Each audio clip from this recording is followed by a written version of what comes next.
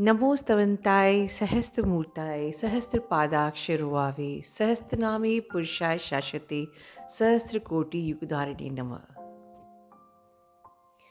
हाँ जी दोस्तों, very happy Makar Sankranti. कुछ लोग आज मना रहे हैं, कल कुछ लोग कल मनाएंगे। सो आप सभी को मेरी तरफ से एक बार फिर ढेर सारी मकर संक्रांति की शुभकामनाएं। और जो मैंने ये विष्णु सहस्त्रनाम का मंत्र जपा है, इस मंत्र की आराधना इस मकर संक्रांति में हमें करना चाहिए। और सच कहो तो ये एकमात्र ऐसा मंत्र है जो ऐसा माना जाता है कि हिंदू धर्म में मोक्ष की प्राप्ति होती है इसके जाप से। तो मेरी जिह्वा में तो ये रटा हुआ है, आप लोग भी प्रयास कीजिए। दोस्तों, इस वीडियो को आगे बढ़ाने से पहले मुझे बहुत पहले एक क्वेश्चन आया था। इनफैक्ट मैं बहुत पहले नहीं कहूँगी, 1 महीने पहले ही एक ईमेल पे क्वेश्चन आया था। उस क्वेश्चन का मैंने जवाब नहीं दिया, पर मुझे लगा कि आज ये सही दिन है जब मुझे जवाब देना चाहिए। तो पहले तो जैसे कि आप ये सामने देख रहे हो, ये एक मेरे हाथ का ही लिखा हुआ, मुझे किसी ने सवाल किया था कि आप लोग ये जो चैनल्स शुरू करते हैं ट्विन फ्लेम के नाम पे, ट्विन फ्लेम्स एक प्यार का एक रिश्ता और बहुत प्यारी प्यारी बातें शुरुआत में की जाती है, ये यूनियन की जर्नी है और प्यार की जर्नी है, और आगे आते आते आप लोग अध्यात्म में कनेक्ट हो जाते हो और फिर इसको एक असेंशन की जर्नी बना देते हो कि अब आपको बस भगवान को ही सरेंडर करना है। तो ये जर्नी सिर्फ असेंशन की। तो ये क्वेश्चन मुझे आज से 1-1.5 साल पहले भी आया था, तब भी मैंने जवाब दिया था। और मुझे क्वेश्चन कभी बुरा नहीं लगता, क्योंकि ये क्वेश्चन दिखाता है कि जो भी ये सवाल करते हैं वो एक दर्द में होते हैं।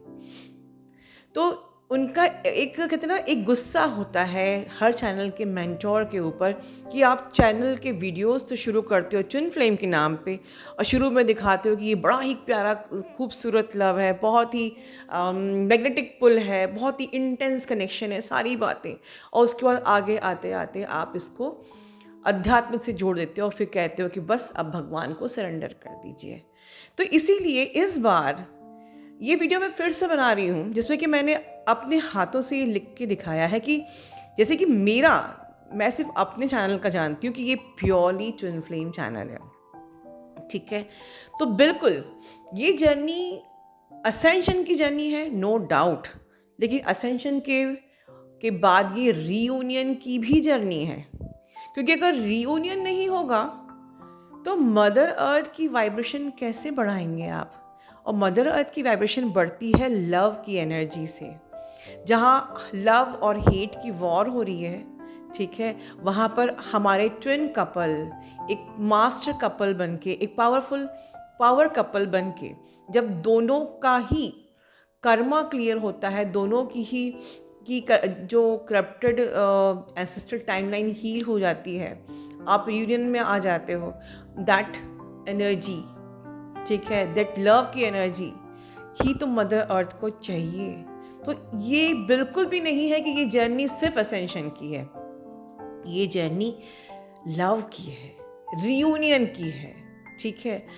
बट इस असेंशन से रियूनियन के बीच में, जैसे कि मैंने फर्स्ट असेंशन पर टिक किया है और रियूनियन पर टिक किया है, तो ये असेंशन से रियूनियन तक की जर्नी है, जहाँ पर बीच में आपको बैलेंसिंग भी सीखनी है, DMDF अपनी बैलेंसिंग भी करनी है, ये पेशेंस की जर्नी भी है, ये खुद को ग्राउंडेड करने की भी जर्नी है, ये आपके ईगो डेथ की भी जर्नी है, ये आपके एक्सेप्टेंस के मोड में आने की भी जर्नी है, ये सरेंडर की जर्नी है। और फिर सरेंडर के बाद जब हम भगवान को सरेंडर कर देते हैं तो वो रिटर्न गिफ्ट के फॉर्म में रियूनियन देता ही है। फिर उसके बाद सोल पर्पस का क्या? सोल पर्पस के लिए आपको चिंता करने की बिल्कुल ज़रूरत नहीं है, क्योंकि सोल पर्पस हर इंसान करता ही करता है, ठीक है। क्योंकि अगर आप ट्विन फ्लेम हो तो आप एक पर्पस से ही इनकारनेट हुए हो, एक डिवाइन प्रोजेक्ट के साथ ही इनकारनेट हुए हो। So everyone will do at divine timing, divine timing क्यों बोला है? बिकॉज जब आप अपने आप को अवेकन करते हो, भगवान आपको उसी प्रकार से, उसी स्टैंडर्ड पे, उसी लेवल का अवेकन करता है। सच कहो तो आप खुद कुछ नहीं कर रहे हो, आप इनर वर्क भी खुद नहीं कर रहे हो, सब भगवान आपको, हर ध्यान दीजिए, हर टेस्ट एंड ट्रिगर्स आपको भगवान खुद, हर फुल मून न्यू मून पे आपका टेस्ट एंड ट्रिगर होता है, हर एक न्यू मून पे आपकी साइकिल, नई साइकिल शुरू होती है और हर फुल मून पे एक साइकिल एंड होती है। तो बिल्कुल आपकी क्लासेस भगवान खुद ले रहा है, भगवान ने खुद आपका सिलेबस बनाया हुआ है और टाइमली आपके टेस्ट एंड ट्रिगर्स होते हैं और एक एक सब्जेक्ट पे आप पास कर खुद ही करते हैं उसको, हर एक एनर्जी को क्लियर करते हो, हर एक टॉपिक को आप क्लियर करके अपने डायमेंशन को आप खुद रेस कर रहे हो। ध्यान से देखो, तो फिर सोल पर्पस भी वो अपने आप ही करवा लेगा। आपको टेंशन करने की ज़रूरत नहीं कि मेरा सोल पर्पस क्या है और मैं करूँगी कि नहीं करूँगी। बिल्कुल, अगर आप ट्विन जर्नी में हो तो बिल्कुल अपना प्रोजेक्ट पूरा किए बगैर भगवान आपको वापस बुलाएगा भी नहीं। तो वो आपको वही रास्ता दिखाएगा जो जिस पर्पस से उसने आपको इनकारनेट किया है। अब कंफर्मेशन देने के लिए कि ये जर्नी सिर्फ असेंशन की नहीं है, ये रियूनियन की भी है। हम आगे डिवाइन फेमिनिन से खुद सुनेंगे, समझेंगे और उनको ढेर सारी ब्लेसिंग्स देंगे इस मकर संक्रांति पे। आप लोग अपना ध्यान रखिए। पहले तो सभी को thank you, all soul sisters and brothers, and angel माँ आपको भी बहुत सारा प्यार। Thank you universe. आज मकर संक्रांति का दिन है। आज मैं कुछ बोलना चाहती हूँ। मेरा जर्नी शुरू हुआ 2016 में एंड 17 तक आते आते वो बबल फेस तक पहुँच गया। देन 2018 के बाद वो मुझे छोड़ के दूर होती गई। एक्चुअली छोड़ के तो कभी नहीं जाएंगे ये तो हम लोगों के लिए एक आशीर्वाद है, लेकिन होता है ना एक सेपरेशन, वही हुआ था। जाने के वक्त बोल गए थे कि मुझे माँ बनना है। मैं 15 इयर्स हो गए थे, मेरी कोई बेबी नहीं थी, इसलिए मुझे बोले थे आपको माँ बनना है। तो मैंने बहुत ट्राई किया, नहीं हुआ। IVF भी किया। देन मैंने उससे कांटेक्ट करने की कोशिश की, उन्होंने बोला एडॉप्ट कर लो। हर कोई एडॉप्ट नहीं करता है, आप अगर ले तो ये आपके लिए बहुत, आपके लिए, हमारी सोसाइटी के लिए बहुत अच्छी गर्व की बात होगी। माँ तो हर कोई बन सकता है जनरली, लेकिन अडॉप्ट करने वाला बहुत कम ही होता है। तो मैंने कोशिश की एडॉप्ट करने के लिए, जो इनिशियल स्टेज है वो पूरी की। फिर उससे कांटेक्ट करने की कोशिश करने के बाद उन्होंने ऐसा गंदा वाला सोल शक दिया मुझे कि मैं एक दिन सुसाइड अटेम्प्ट कर लिया। फिर जाके उन्होंने सुनने के बाद बोला कि आप ऐसे करने से मेरे पास नहीं आ सकते, बल्कि और भी दूर जा चुके हो। तो मुझे बहुत बुरा लगा। तब मेरे 2 सहेली और मेरे एक भाई मुझे कहा तुम ये सब छोड़ दो, पहले जैसा बन जाओ। जैसे पहले आप रहते थे हाई वाइब्रेशन में, बिंदास रहते थे, वैसा रहना शुरू कर दो।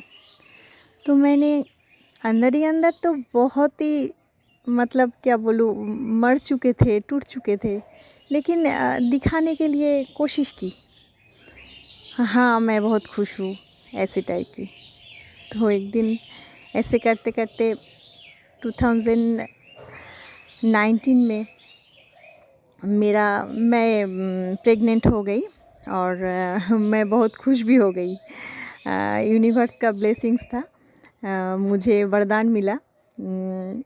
19 के अक्टूबर में मेरे बेबी आए और तब तक मुझे लगा कि जो था वो सब गुज़र गया और कुछ भी नहीं हो सकता है।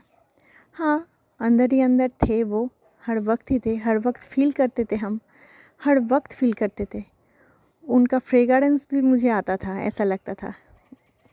ऐसे भी हुआ था, मैं प्रेग्नेंट थी तब सोते सोते जाग जाती थी मैं, और मुझे लगता था वो आ गया, मेरे पास ही है वो, ऐसा लगता था। तो ऐसे करते करते मेरी बेटी भी हुई। होने के बाद मुझे लगा कि ठीक है, चलो मेरी बेटी आ गई, अब मुझे जीने की इच्छा भी बहुत बहुत सारी हो गई, और जीना है तो उनके लिए ही जीना है, मेरी बेटी के लिए। और मेरी खोज जारी थी, खोज कभी कम नहीं हुए।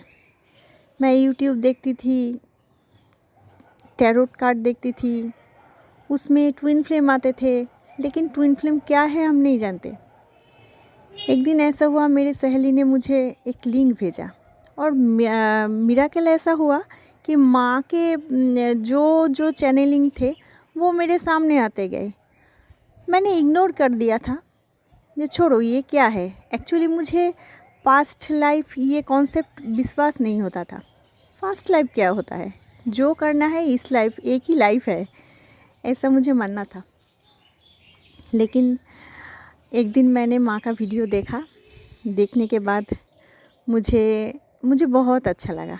मुझे लगा जैसा मुझे छू गया माँ के बातें, मुझे शांति मिली। तो मैंने मेरी सहेली को कहा कि चलो एक दिन माँ से बात करें। तो मेरे सहेली ने बोला पहले इनर वर्क करते हैं। माँ ने जो 11 इनर वर्क के टिप्स दिए थे चैनल में, वो ही कर लेते थे, चलो ये शुरू करें।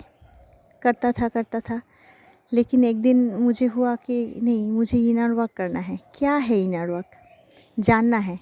और अंदर ही अंदर में तो खोज जारी ही थे। कभी भी मैंने अपनी डीएम को नहीं भूला, पाने की इच्छा भी थी।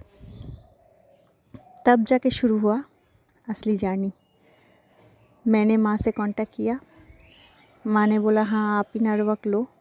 फिर मैंने इनर वर्क लिया, लेके माँ के साथ बातें की, रूल्स एंड रेगुलेशन फॉलो की, और मिराकल ऐसा हुआ 15 डेज़, जस्ट 15 डेज़ के अंदर मेरे डीएम ने मुझसे बात करना चालू कर दिया।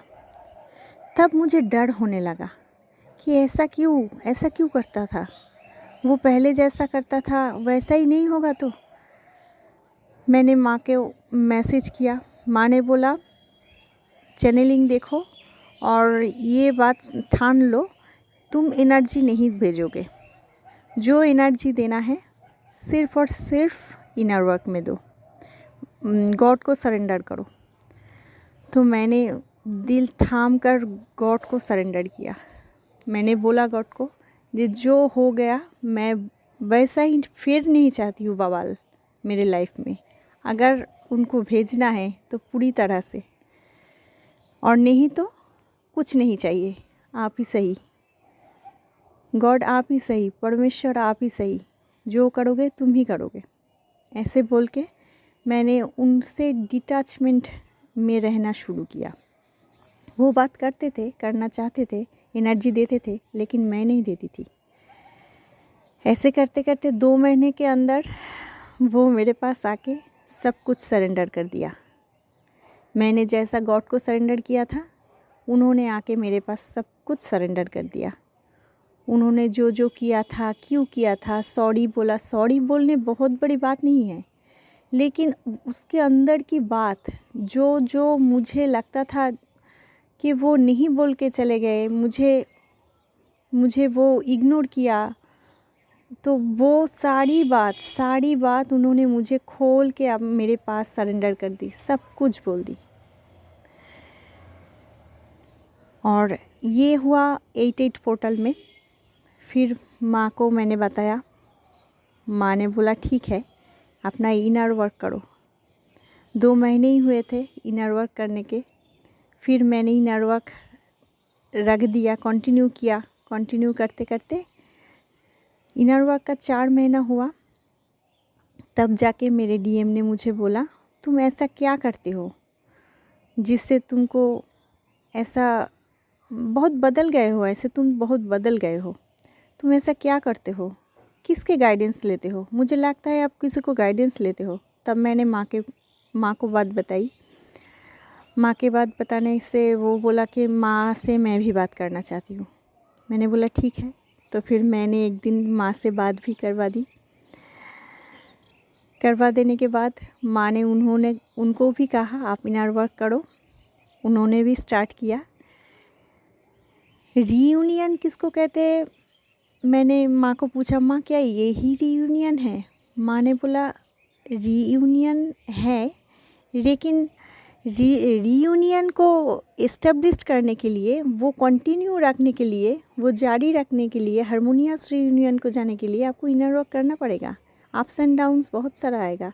और मुझे भी यही लगा, मुझे भी सच में यही लगा।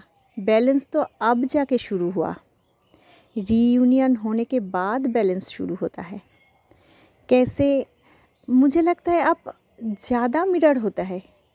मैं जो करती हूँ उसको पता चलता है, वो जो करता है मुझे पता चलता है। ऐसी छोटी छोटी बातें पता चल जाती है। और एक दिन ऐसा हुआ, 2-3-4 दिन पहले बवाल हो गया। मैंने माँ को पुकारा ऐसे ही मेडिटेशन में। मुझे लगा माँ से बात करने के अलावा और कोई चारा नहीं है। मेरे डीएम ने मुझे बोला मैं इनर वर्क नहीं करूँगी। जो डीएम ने एक दिन बोला था कि इनर वर्क करने से मेरा सारे रुके हुए काम सब कुछ ठीक हो गया, मेरा सब कुछ ठीक हो गया, बिज़नेस वगैरह सब कुछ ठीक हो गया, वो डीएम ने मुझे बोला मैं इनर वर्क नहीं करूँगी। तो मैंने माँ के सेशन ली, मैं माँ को बोला और माँ बोला ठीक ही है, वो कोई गलत नहीं है, गलत तो आप कर दिया, तो इनर वर्क करो।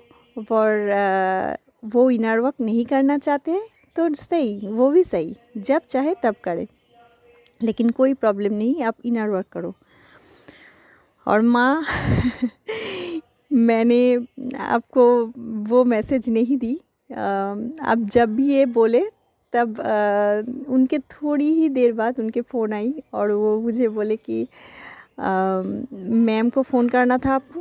तो मैंने बोला, मैंने मैसेज दी थी पहले कि आप फ़ोन नहीं करोगे इस टाइम, मैंने मैम को कॉल करूँगी मैं। तो उन्होंने बोला मैम को फ़ोन किया था आप? तो मैंने बोला हाँ मैम को फ़ोन किए थे।